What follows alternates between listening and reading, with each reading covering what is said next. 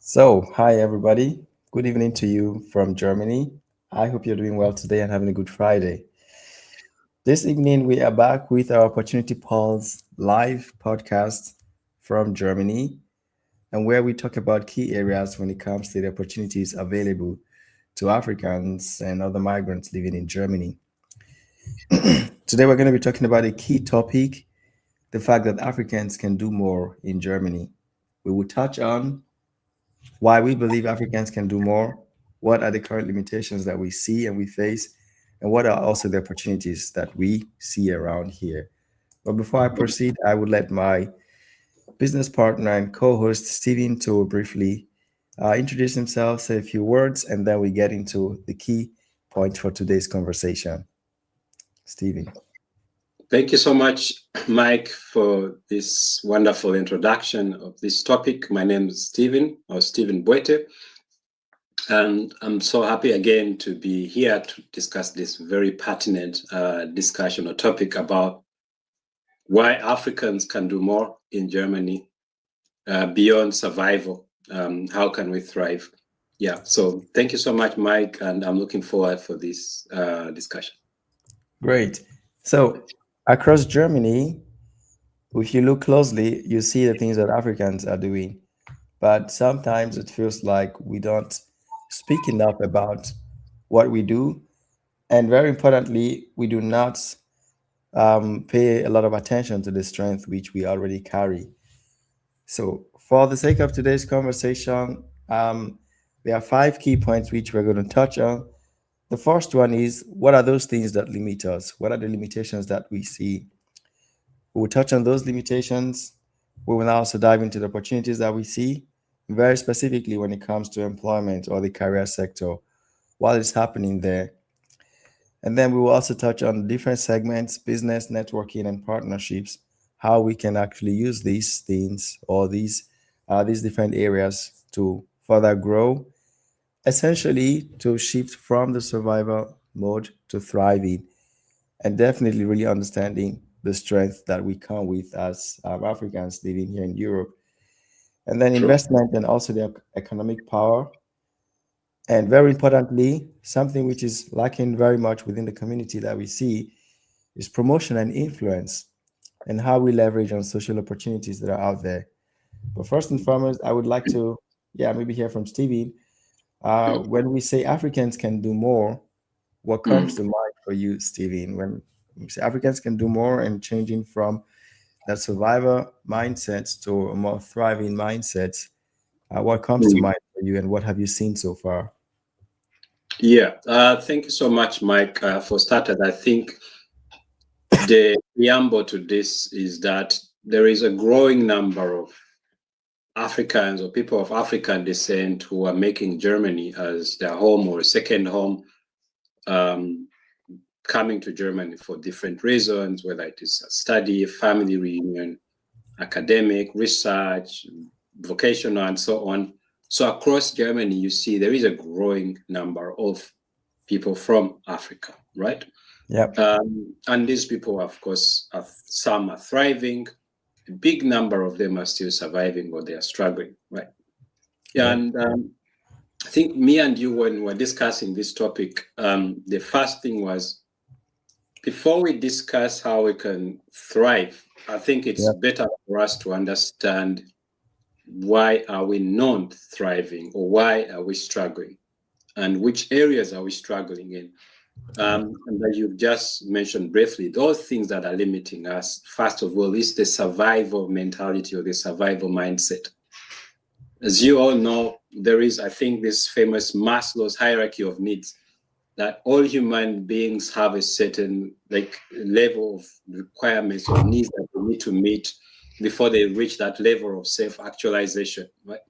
So someone who is thinking about how to pay their rent, how to go about their transportation cost or insurance, it's very hard to tell them how to start a business or how to go for a networking meeting where they're going to be meeting potential business partners.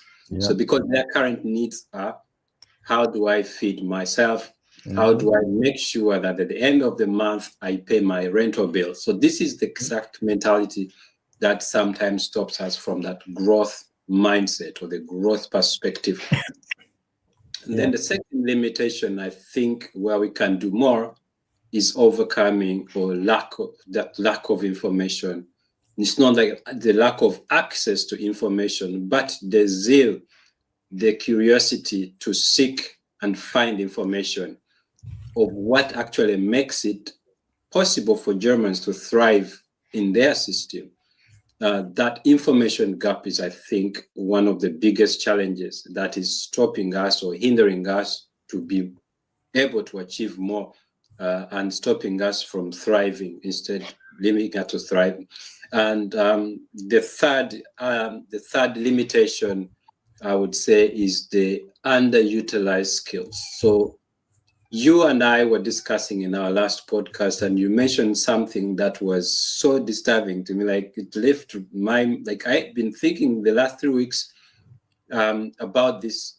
You listed the number of languages that you speak coming from Nigeria before you even adapted and you started speaking German fluently. And I was thinking, across my entire my friend circles, I know people who speak beyond the local languages, or what we call the local language or dialects. They have even 3 or more international languages they speak.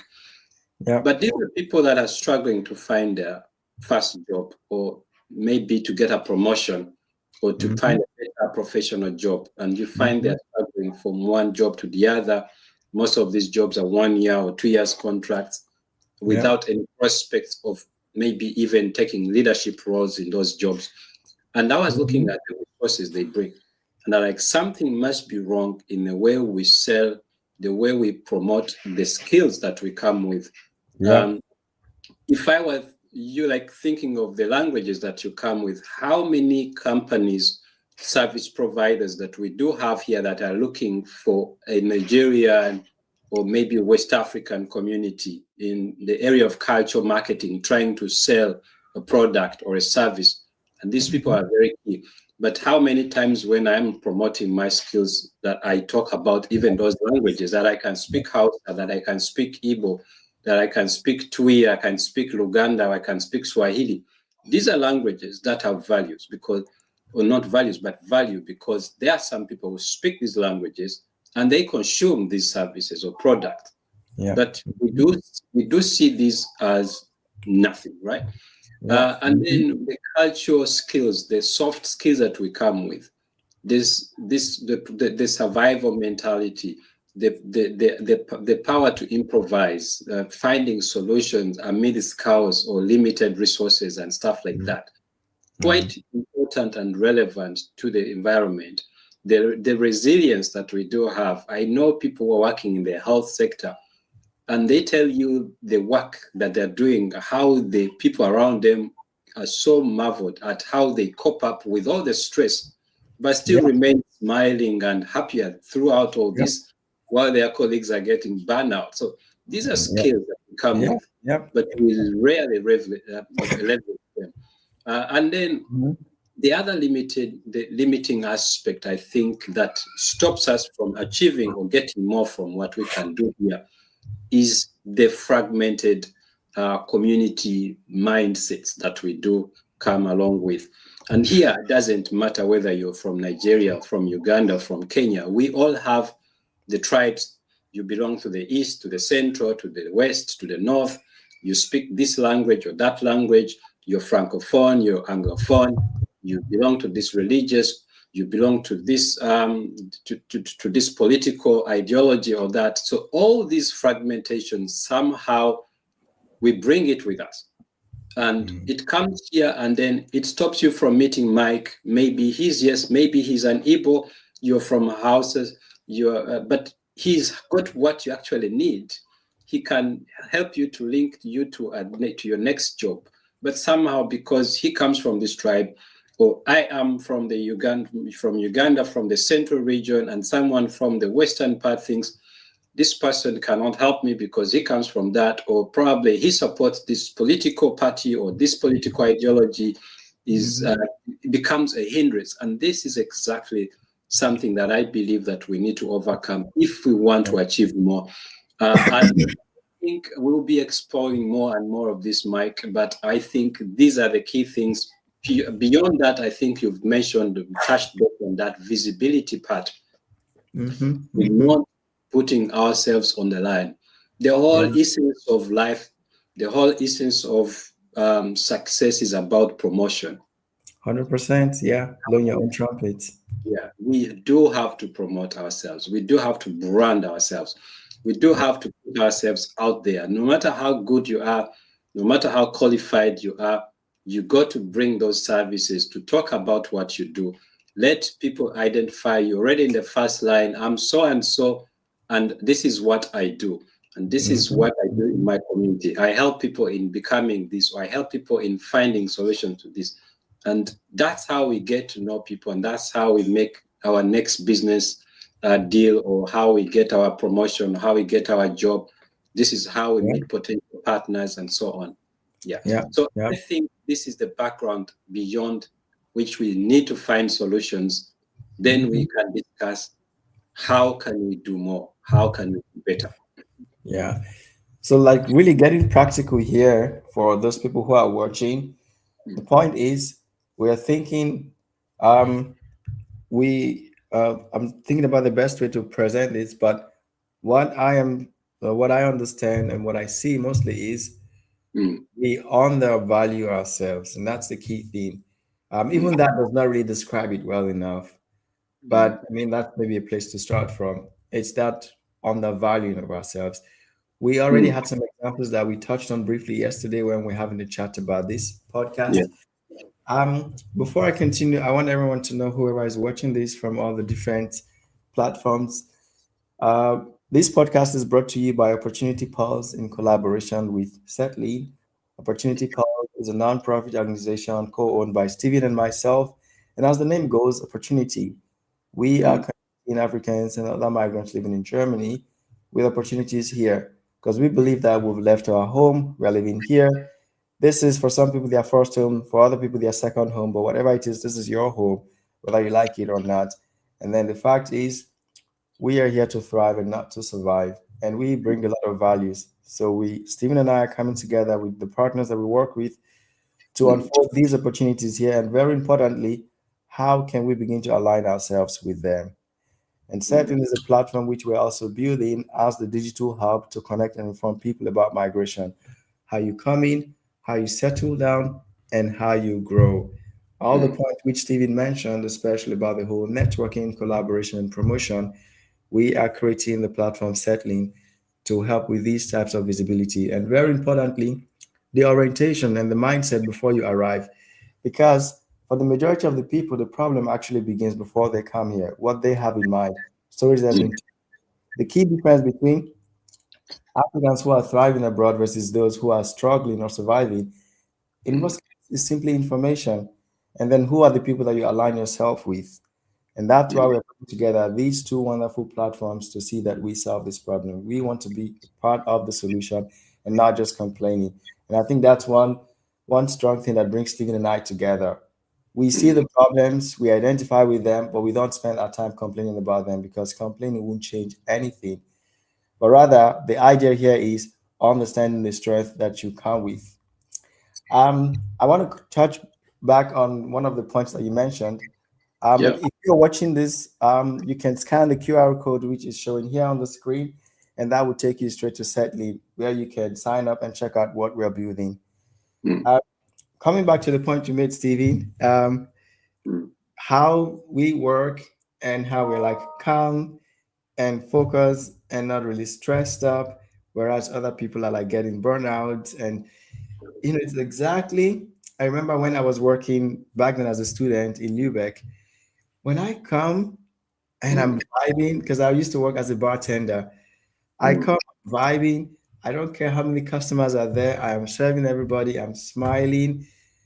The other colleagues, they are stressed up. They are just frowning and stuff. And then the chef and my other colleagues, they just keep telling me, like, You are always smiling. What's up with you? You're always smiling. And this is a natural strength that I come with, and it's very common with most Africans. 100%.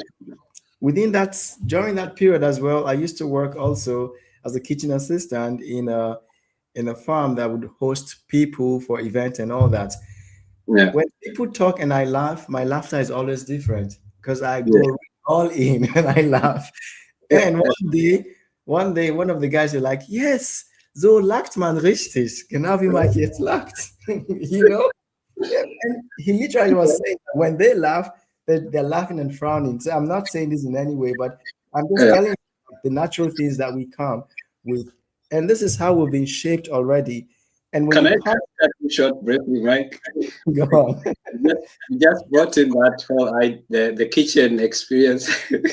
Yeah. So one of the jobs I was doing as a student that time, I did a lot of jobs, of course, like most of the students. But one of the jobs that really up to now still stands out. I worked in the kitchen. Also behind the kitchen, Yeah. there was a lot of stress. Mhm. So somewhere near Alexander Plus there, anyone who knows that place, we used to make burritos, and so in the kitchen I had a friend of mine from Kenya, and we have some guy from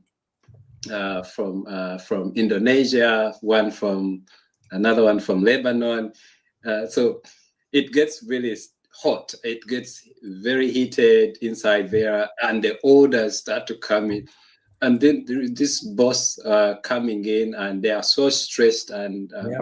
of course, their job was just to count the money and then make sure things are going on well. But they were so stressed. And then when they come behind, they were so as they were smiling while delivering the stuff on time, and happy. Yeah. And then they were asking us, "What's the secret? Why are you guys still smiling? Everyone is stressed." So and I think that's a virtue, that's a value, that's a skill. I wouldn't call it a skill. It's something that is innate that we come with. Yeah. So if I am writing my statement or purpose or my motivation letter, and if I'm in an interview, I definitely have to leverage on that. Yes, I can work under stressful conditions, and I will still deliver while smiling. And there are a lot of opportunities that comes with that. Most of the jobs we do have here, they have stress. The stress industry is $1 billion industry. Yeah. People have stress and burnouts, and the question is, how do we manage to do that? And they still end up smiling, and they still end up being friendly to your colleagues and to your clients and so on. So I just wanted to break briefly to that. Yeah, and I believe if we make a poll now and ask people about this experience, you will hear it from almost every other second person that you meet, with a migration background. And this is what we come with. And that being aside, also we come from a society which is not as structured as this one is. So what that translates to is when you come to a more structured society like this, then that actually should pave way for you to thrive, to excel, because you actually used to a structure which is our society or an environment which is not as structured as this one is. And I also argue with people that, hey, Germany offers a really fair system because to a large extent you can at least fight for your right, and in as much as in certain situations you may still experience discrimination, but to a large extent you have a fair system that almost most people, almost everyone has equal chance. And even within the places where there seem not to be chance for you, you at least have the right to fight. Yeah. Last time we had the podcast which we were doing regarding how to create the bridge between the elderly Africans and then the younger generations. And we could see also many Germans who are joining us within this project and also pushing our narrative.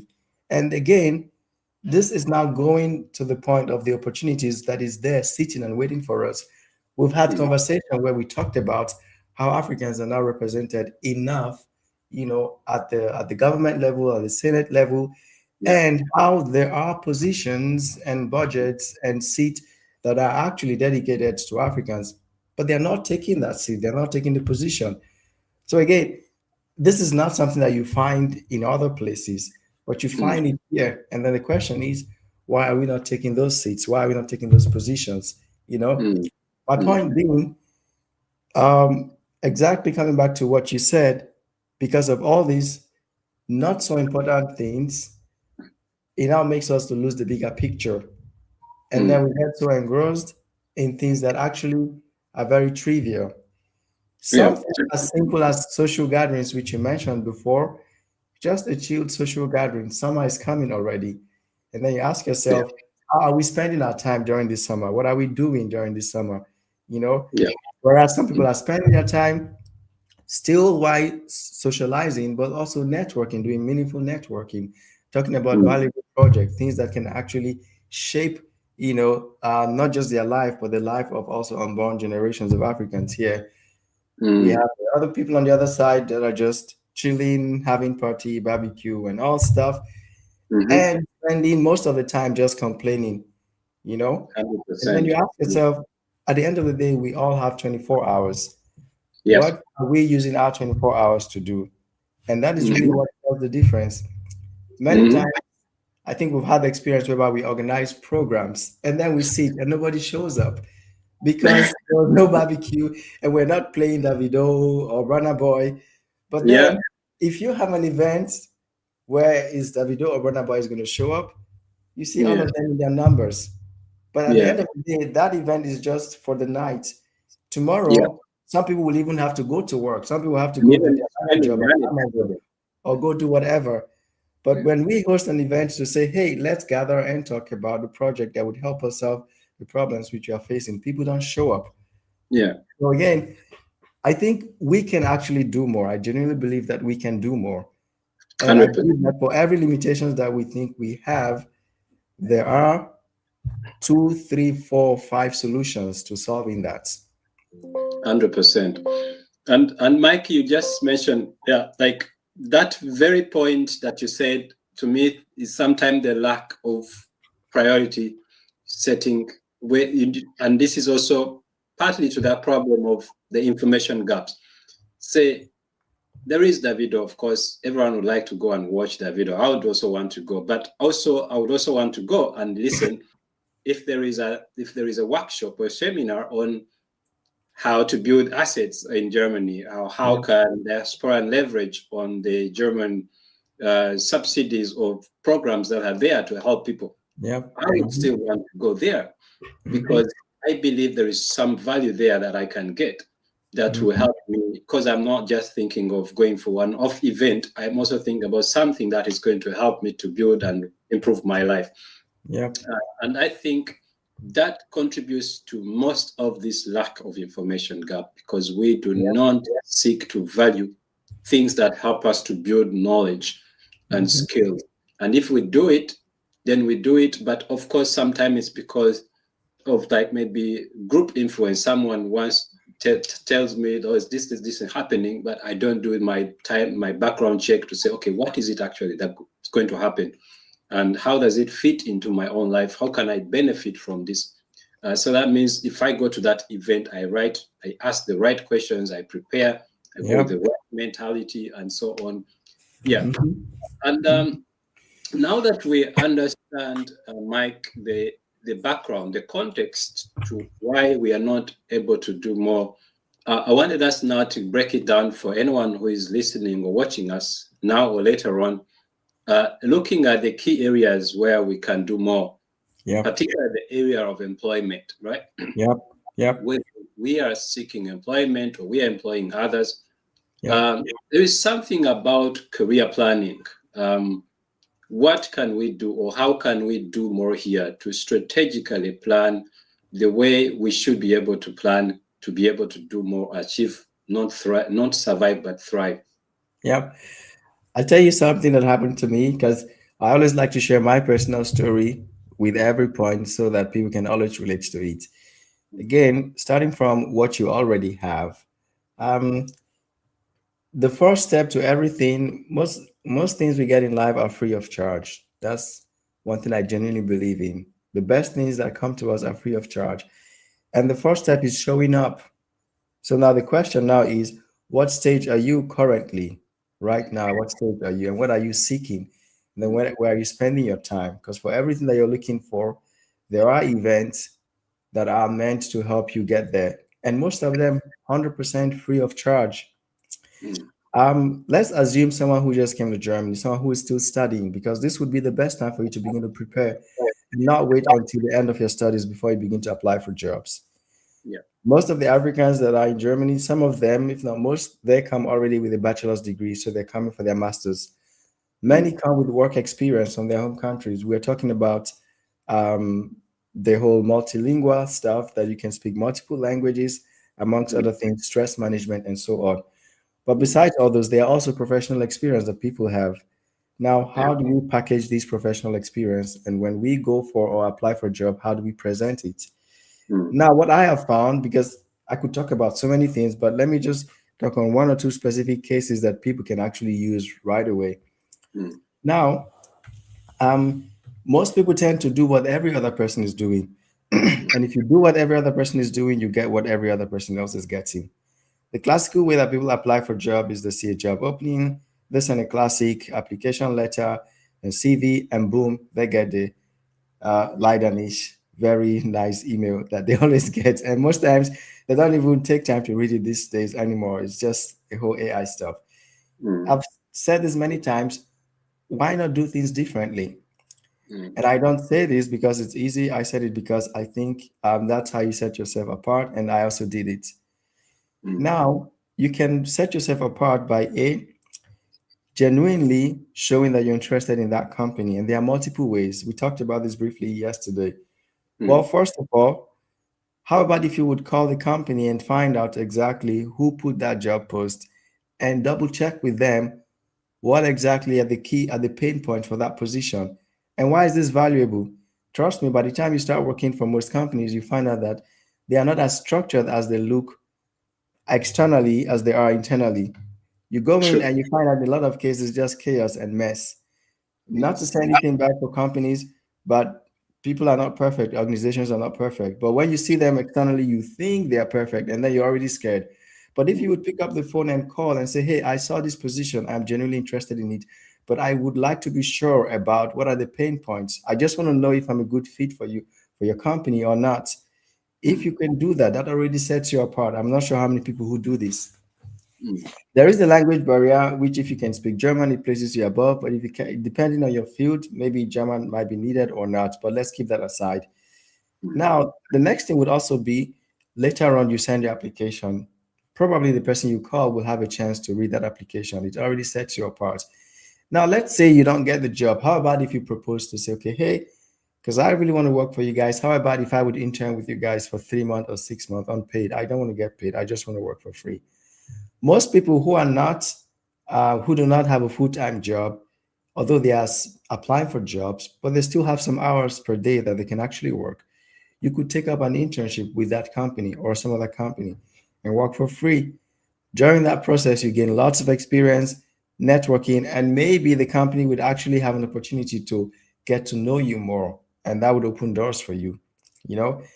And then one very important thing again is always align your career growth or career route to what you already have and have done before. This is really helpful. A lot of people, they don't know what they can do if they study a particular course or subject. And here in Germany, you have to understand that, at least from my experience, what most companies value is the kind of personality that you come with. Qualification is great, but at the end of the day, how can you work with other people? And what this translates to is, are you teachable? Are you learnable? Can you actually solve problems on your own? And how flexible are you? And very importantly, what transferable skills do you come with?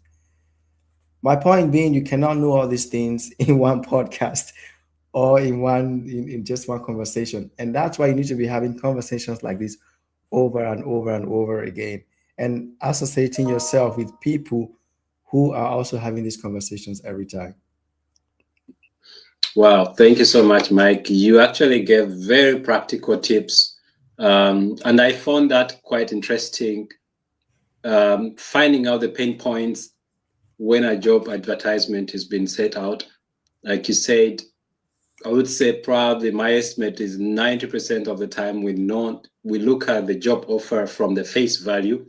Yeah. Uh, which also creates the kind of fear that we have towards the job, because everything looks so formal.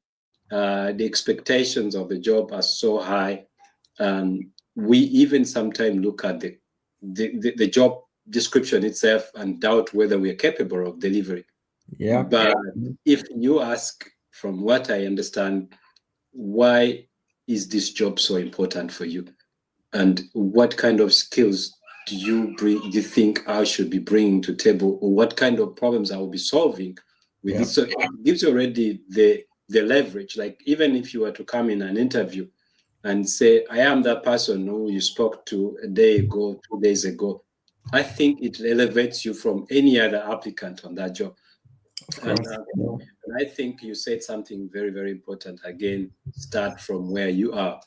And the least involved is looking for a volunteership or for an internship or an unpaid, what we call leisure. Because if they are not willing to give you a chance to enter that job based on maybe the competition, then at least they should be able to give. Most organizations do offer you at least 1 or 2 hours a week where you can come in and volunteer, whether in the evenings or on the weekends or in your free time, whether virtually or in person. There should be a possibility for you to display what you have, the capabilities and the skills that you do have. And I think those are very practical tips, how we can do more to help us to get into jobs, but not just jobs that we just maybe for the sake of working, but the jobs that we actually enjoy and we want to thrive in. Thank you so much, Mike, for that. And I would like again to come back to you, Mike, on that point that you mentioned in the last podcast about leveraging the language advantages that we do have. Again, still to the point of employment, because I think this is an area where we so much struggling, where most diaspora are either underemployed or they are not employed at all, or they probably surviving in jobs that they are not called to do. How can we leverage on the language abilities that we have? Because I find this is something quite obvious, but we should think about it actually. Yeah, good question. So, what every African should ask themselves first and foremost is, how many languages can I already speak now? I think on the average, most Africans can speak between 2 to 3 languages just by default, because of the kind of environment you grow up in. For most African countries, there is the national language, whatever that is for you, and then there's your native language where you come from originally. So that already is like 2 by default for most Africans, if not all. And then on top of that, there are other languages in the country that you come from. So that already makes you a multilingual person. And if you can speak if you can speak one additional language, you can speak another one more or less easily. I think that's biologically proven. And if that's the case, then the question is, when you are in Germany, that you become intentional about learning the German language, because no matter what anybody tells you, that is the door opener to opportunities in this country. It's Deutschland and it's Deutsch. There's no 2 ways about it. So you have to be practical about learning it. And do not just sit and learn on whatever platform, go to whatever classroom, and that's it. No. What's the essence of learning something if you're not going to put it into practice? So you learn online or whatever resource you use, classroom, online, but then you go out there and put it into practice. I give you some examples in my case. Again, around 6 months after I came to Germany, I got my first job as a bartender. And I told the colleagues there, guys, I only want to speak German. Please talk to me only in German. My German was still very rusty, and I was studying in English language, but I was taking the time to learn it on my own. Luckily, my neighbors are all Germans, and I also made this I told them as well, very nice guys, hey, I want to speak only German. And that was how it started for me. I exposed myself to just watching TV shows in German, listening to the radio. So definitely my understanding of the language was so high in a short time, even though I couldn't speak fluently. But then afterwards, I didn't stop there. I continued to go to church, attend services in German language. It's like every opportunity that I get to practice the language, I use it. And now that's where I'm also coming to the people to say, hey, use the opportunities around you, expose yourself to the language, to the culture, to the people, because that's how you get yourself into it. And then for those who can, take up voluntary activities. There are so many voluntary organizations, or so many organizations, non-profit organizations, that you can actually work within a professional settings in German language. So trust yourself, the little German that you know, and get into those places, because there you're not only building your language skills, but you're also building your professional skills. You're increasing your networking. You're getting deep and deep into the society, and you're understanding what's happening, who knows who, and all this stuff. So, just maybe wrapping up that point, the key things are: yes, you learn through whatever resource, but then put it into practice, you know. And trust me, you could never learn everything. It only gets better every day, every day. And the earlier you start to use it, the better for you. What I've also come to realize is that most of us, we get scared because we feel like we don't know enough. But then the person that you're talking to doesn't know this. you know, they have no idea how much you know. So you are the one who is always limiting yourself. So go out there, speak the language, make the phone calls, because trust me, the stories that you tell as someone who has a good command of the German language is completely different from the person who does not. You know, so I think those, because again, Stephen, this also is what would help us to do more, because all the opportunities which we are talking about to tap into here, they are primarily in German language. So you need to have good, proficiency of the language, both understanding and also communicating. And guys, it doesn't have to be perfect. I haven't seen anyone that was crucified. Yesterday, I was in an interview because, again, I was telling you about the voluntary organizations that I applied for. Because again, I want to keep myself engaged. I don't have a lot of spare time, trust me, but then I know this is valuable and I want to do it. So in the questionnaire that was sent to me, I used, because the timeline I had before I went there was really short. So I used AI to help me to just fill up everything. So when the lady read it and after the conversation and stuff, she was like, haben Sie KI benutzt? And I was like, yeah. She was like, das haben Sie sehr schön gemacht. And then I was like, ja, ich habe das gesprochen, KI hat das für mich dann geschrieben. Like, ja, Sie haben das sehr schön gemacht. That sehr schön gemacht is just an indirect way to just make you feel comfortable, but I really don't care, right? Because anyway, she got the message, I filled the form and everything. My point being, no one will kill you for practicing the language in whatever way that you decide to use it. So just relax and just have a good time, really. Yeah. Very well, Mike. Thank you so much. First of all, I appreciate those practical insights that you're sharing. And the last point to how we can do more, or where we can do more on that employability aspect, I would say, Mike, I guess you would agree with me, is by leveraging on the power of mentorship, or harnessing the power of mentorship, Yep.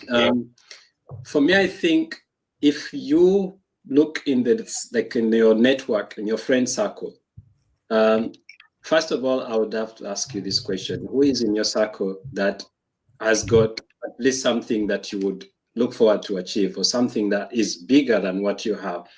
If everyone around me is still doing the same thing and is still struggling, then I think I cannot find the best mentor in that. Yeah, maybe they could be good in some areas, let's say helping me to manage how to go to struggle. But if my job, let's say, is to end up in a senior leadership role in maybe the top 500 companies, then my job is to look at the network that I need to find those people.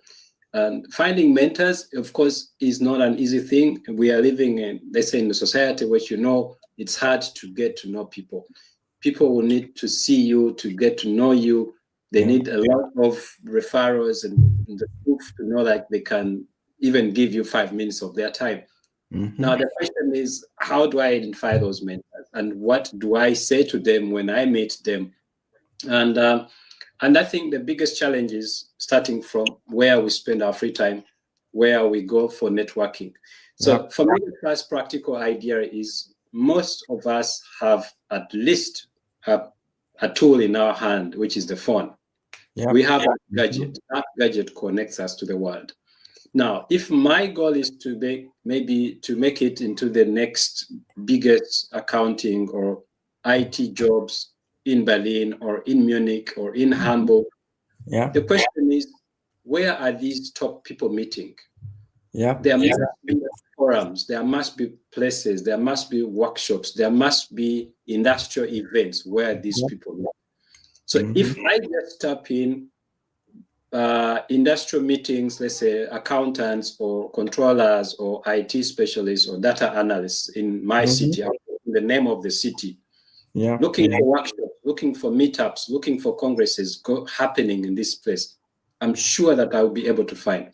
Now, the question is, what does it require from me? Sometimes there is maybe a membership fee, there is a participation fee, but that's part of the cost I need to make.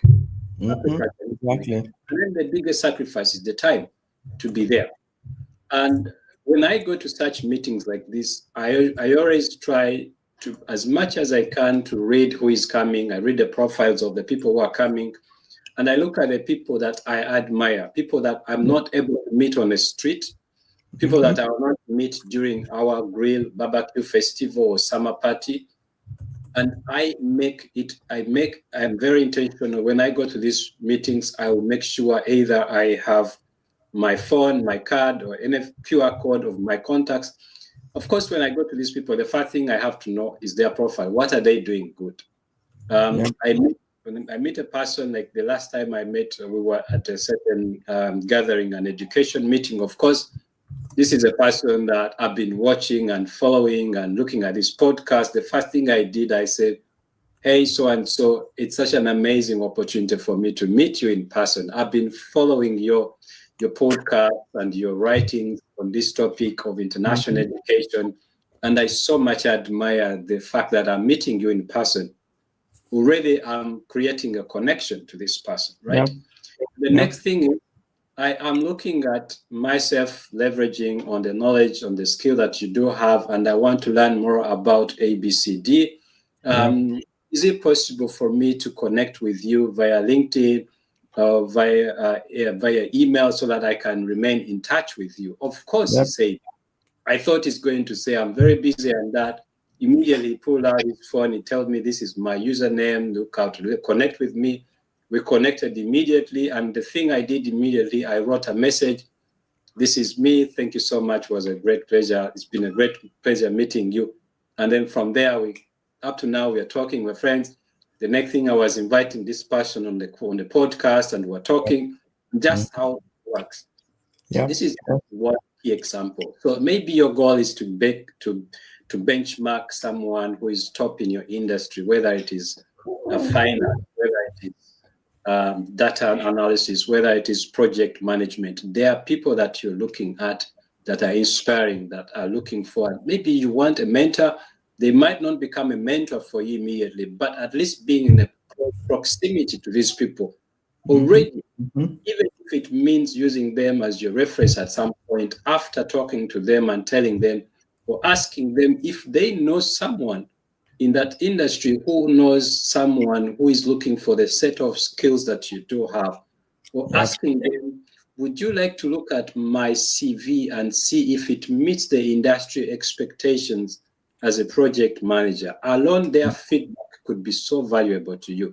So I think this is an area we can do more, especially in helping us to be more employable, to do things that we enjoy, or to get promotion or career leverages and so on. Yeah, definitely. I mean, I guess we can talk. There's still many points to cover, but just for the sake of time, we're going to run it up here slowly. But I believe for everyone who is watching this right now or later, you get the point. The key thing is focus on your strength and not on all the things which, seemingly trouble you. Definitely, there will always be these troubles, these issues. But the fact remains that at the end of the day, you are still the one in control. You decide pretty much a lot of things that happen in your life. That's a fact. Because everything that happens to us, in most cases, is always a result of the choices that we make and where we spend our time. And the question is, how are you going to spend yours? Probably the first step would be begin to connect with people like Stephen mentioned, who you see yourself in where they are today, you imagine your future to be like that and maybe better, but at least that's a good point, a good place to start from.